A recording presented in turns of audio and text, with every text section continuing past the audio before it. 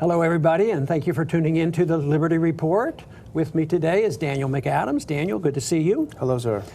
Daniel, I understand that today is a little bit different because you're going to ask me some questions. I hope I can give the right answers. Yes, you're going to be on the spot. Okay, what's the subject here? As if I didn't know.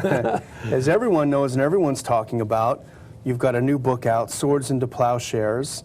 The book is now on pre-order and it'll be shipping on the 17th of July. And everyone is excited about this. I keep clicking on Amazon to see it just rising up in the rankings. You know, everyone is interested.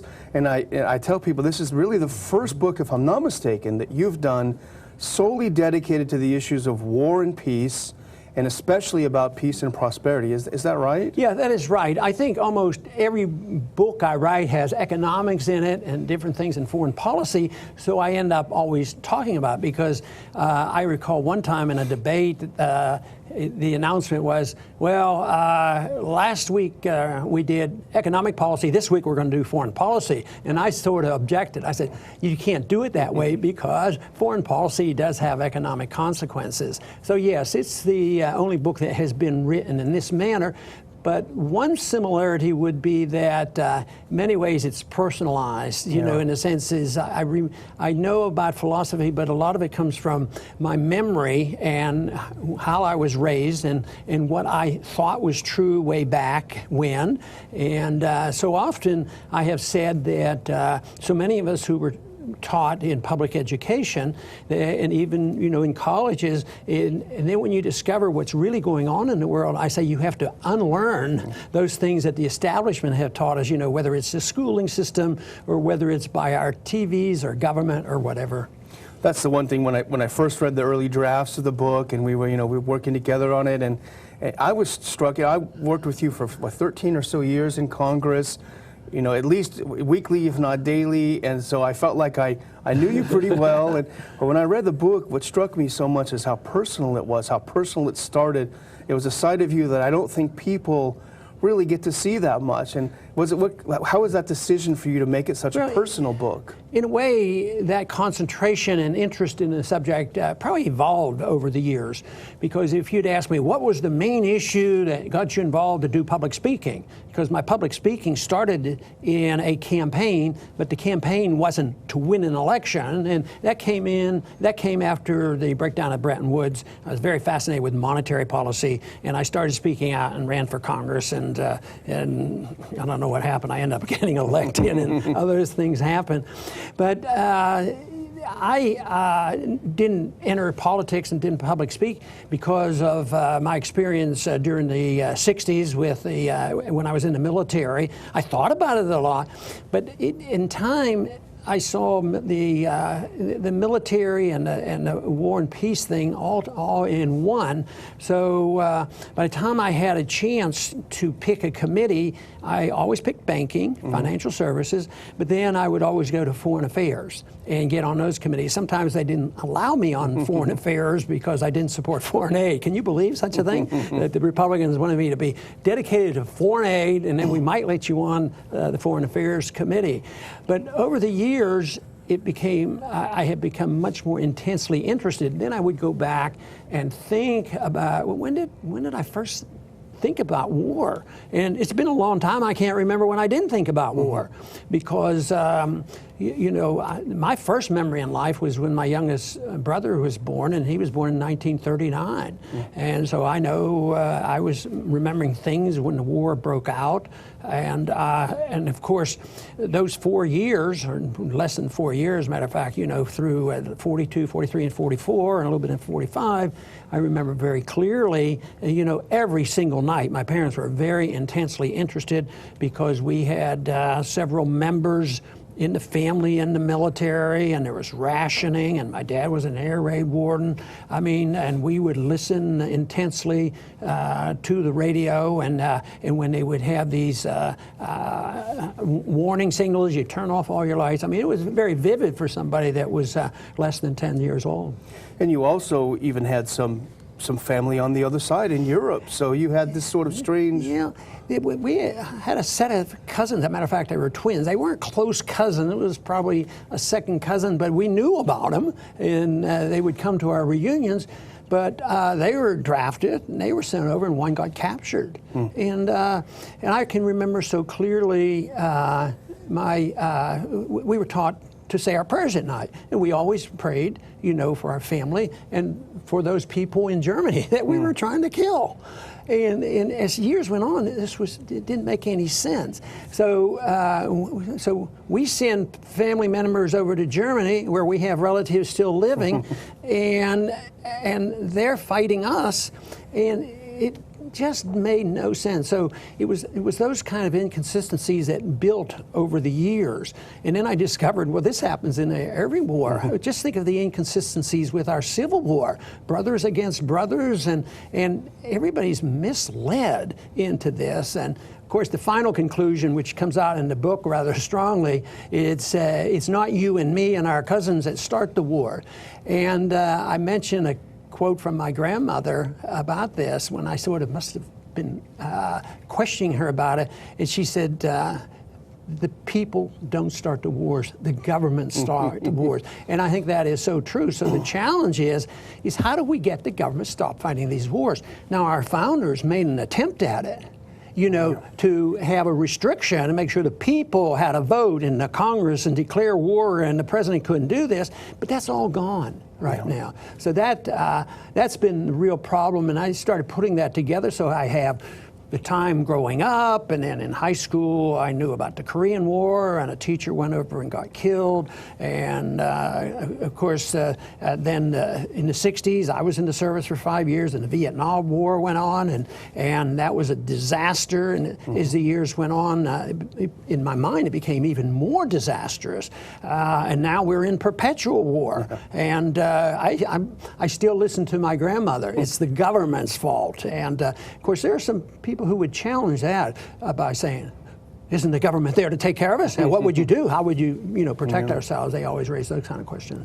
One of the things that struck me is that how this book I'm sure will appeal to everyone, but I think it'll especially appeal to young people. Because if you think about it, a young person today who grew up after the Cold War, maybe around 9/11, was born, that young person has never known life without the U.S. being at constant war, and that's how it was for you when you were growing up. So there's a parallel there. Right, and I think young people are very important, and ideas are very important, both in a positive and negative way. And if you watch old series about World War II and the Nazi youth groups, I mean, these people were dedicated, and they turned into be pretty bad people because they went along with this. But other young people are exactly the opposite, the people we run into now, and that's a different story.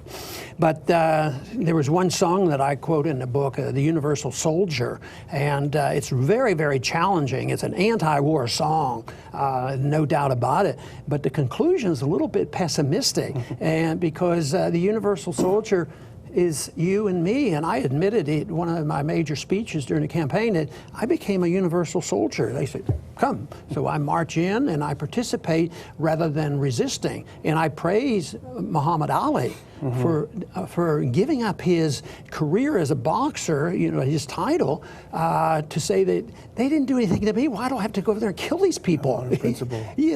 So that's a big difference, and reason for us to be more optimistic and try to reach the young people, because it's only going to be the young people who don't think they have to be the universal soldier, and they can say the government's doing this, and why do we have to support it? And a system so far hasn't worked, so we need to do something about why and we allow our governments to provoke these wars.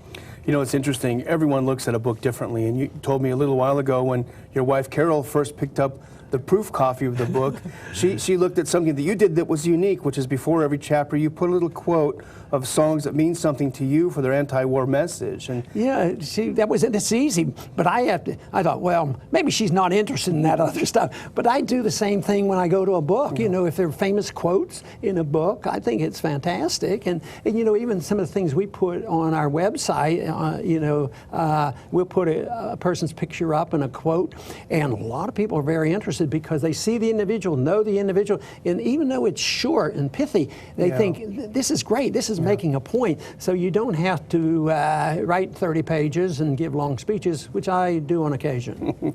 So let's move into the lightning round section of the interview.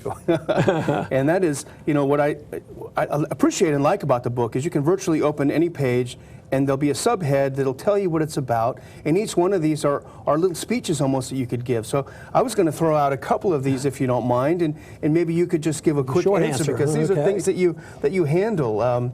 War hurts the economy. The myth that the war helped stop the Depression. And once again, as I said, the war issue didn't drive me into politics, but the longer I was in Congress and thinking about it, the more interest I had.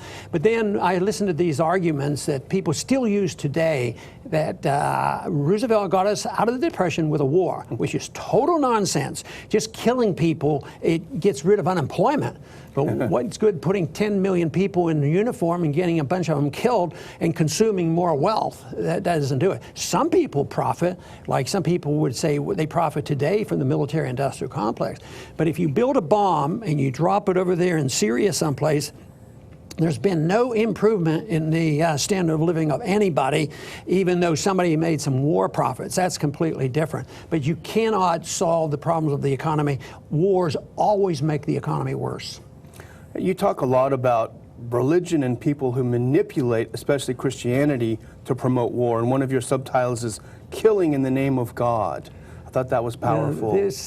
Yeah, and that's probably was one big disappointment I've had. The more I studied and more I've realized it. But then that's been around a long time, and that particular thing challenges the Christians because there were a segment of Christians that were very, very super hawkish as us and endorsing preemptive war. Yeah.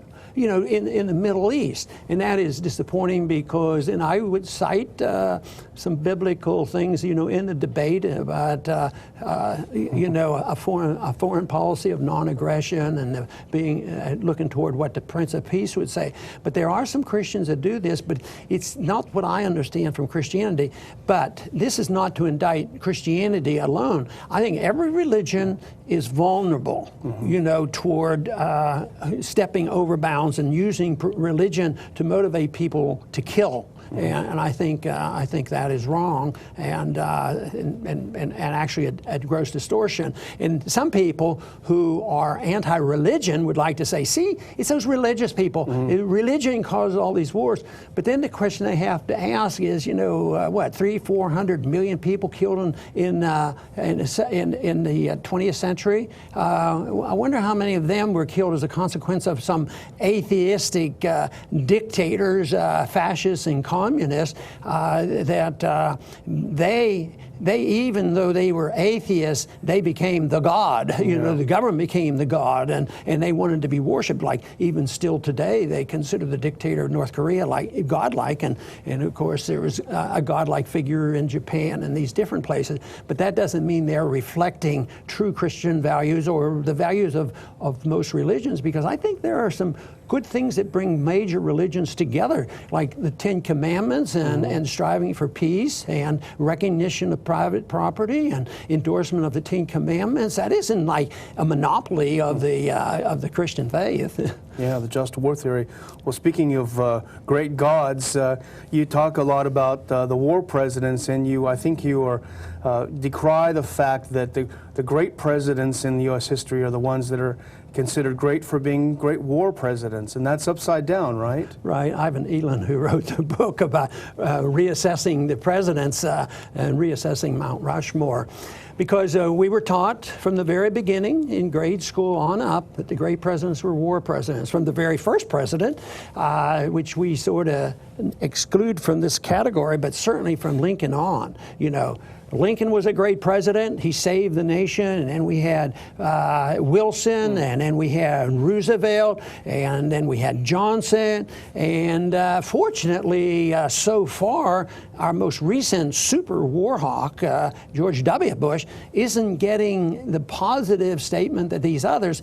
Evidently, it's going to be a while before he gets put into the category of a great president because he instigated all these wars. And I hope that is a lesson. But some people believe that, and I think George W. Bush thought this, that he wanted to go down in history as a great president. You sort of needed to be a war president. Wartime presidents are more likely to be chosen.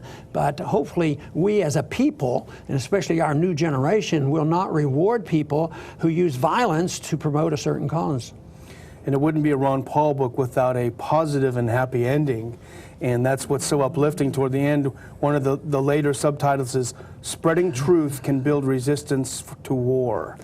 I think that's the only thing that can do it. And I do think that people have a right to defend themselves. You should have the right of self-determination, and certainly on a personal level.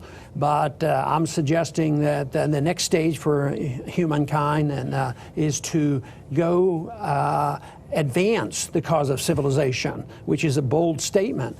But just think, what impresses me so much is 200 years ago, and I think about my dad, who was born in 1904, and he could look back with somebody that was 100 years old. I mean, in that short period of time, they saw, machinery and steam engines and cars and trucks, and now we're in a computer age.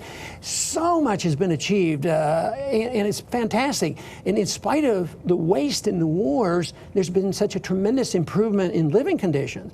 Not for everybody. I mean, the people who still haven't become advanced in that technology still live very poor, and the world is getting poorer.